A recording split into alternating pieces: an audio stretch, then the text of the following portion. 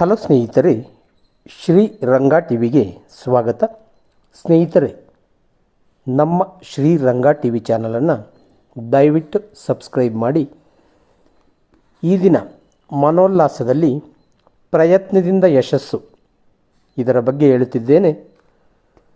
ಜಪಾನಿನ ಹೋಂಡಾ ಎಂಬುವರು ಕಾರುಗಳ ಎಂಜಿನ್ ಸಾಮರ್ಥ್ಯ ಹೆಚ್ಚಿಸಲು ಪಿಸ್ಟನನ್ನು ಕಂಡುಹಿಡಿದಿದ್ದರು.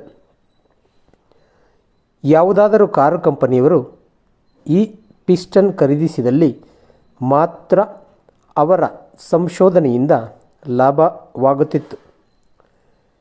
ಅದಕ್ಕಾಗಿ ಅನೇಕ ಬಾರಿ ಟೊಯೋಟಾ ಕಾರು ಕಂಪನಿಗೆ ಭೇಟಿ ನೀಡಿ ಸಂಶೋಧನೆ ಬಗ್ಗೆ ವಿವರಿಸಲು ಪ್ರಯತ್ನಿಸಿದರು. ಆದರೆ ಕಂಪನಿಯವರು ಪ್ರವೇಶವನ್ನೇ ನೀಡಲಿಲ್ಲ.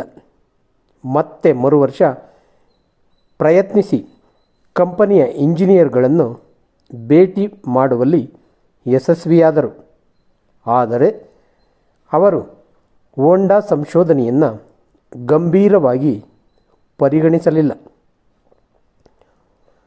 ಆದರೂ ಸೋಲೊಪ್ಪಿಕೊಳ್ಳದ ಹೋಂಡಾ ಅನೇಕ ಬಾರಿ ಇಂಜಿನಿಯರ್ಗಳನ್ನು ಭೇಟಿ ಮಾಡಿ ಸಂಶೋಧನೆಯ ವಿವರಗಳನ್ನು ಮತ್ತಷ್ಟು ಕ್ರಮಬದ್ಧವಾಗಿ ವಿವರಿಸಿದರು.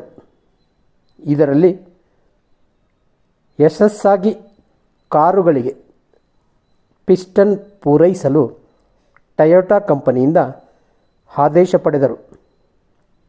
ಅದನ್ನು ಪೂರೈಸಲು ಚಿಕ್ಕದಾದ ಕಾರ್ಖಾನೆ ಸ್ಥಾಪಿಸಿದರಾದರೂ ದುರದೃಷ್ಟವಶಾತ್ ಭೀಕರ ಭೂಕಂಪದಿಂದಾಗಿ ಕಾರ್ಖಾನೆ ನೆಲಸಮವಾಯಿತು.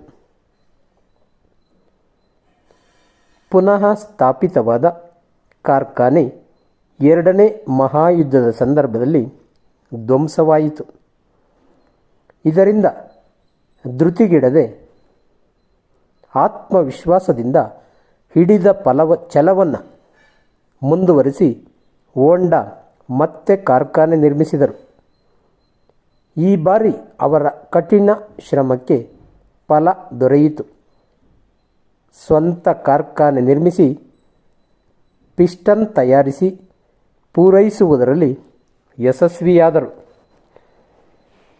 ಮುಂದೆ ತಾವೇ ತಯಾರಿಸಿದ ಪಿಸ್ಟನ್ಗಳನ್ನು ಬಳಸಿ ತಮ್ಮದೇ ಸ್ವಂತ ಕಾರನ್ನು ತಯಾರಿಸುವುದರಲ್ಲಿಯೂ ಯಶಸ್ಸು ಸಾಧಿಸಿದರು.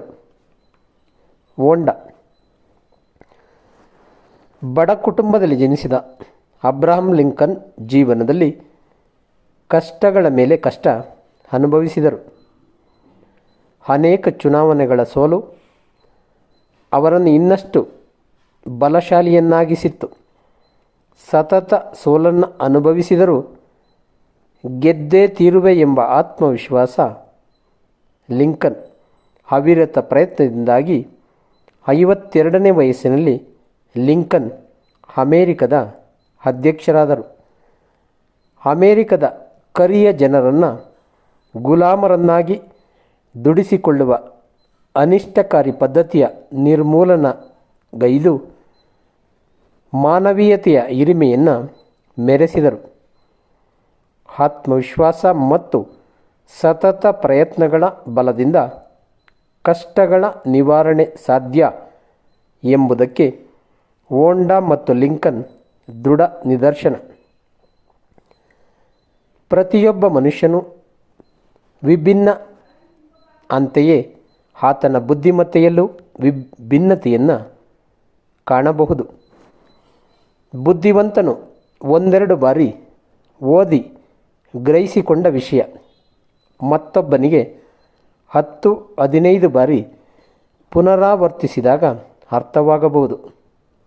ಬಿದ್ದೆಯ ಎಂದರೆ ಎದ್ದೆ ಎಂಬಂತೆ ಅವಿರತ ಪ್ರಯತ್ನದಲ್ಲಿ ತೊಡಗಿ ದೈವ ಬಲದ ಪ್ರೇರಣೆಯೊಂದಿಗೆ ಸಾಗಿದಾಗ ಯಶಸ್ಸಿನ ಹಾದಿ ಸರಾಗ ಎಂಬುದನ್ನು ಮರೆಯದಿರೋಣ.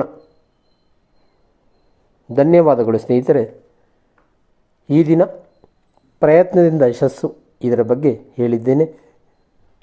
ಸ್ನೇಹಿತರೆ, ನಮ್ಮ ಶ್ರೀರಂಗ ಟಿವಿ ಚಾನಲನ್ನು ಸಬ್ಸ್ಕ್ರೈಬ್ ಮಾಡಿ. ಜೈ ಹಿಂದ್, ಜೈ ಕರ್ನಾಟಕ, ಜೈ ಶ್ರೀರಾಮ್.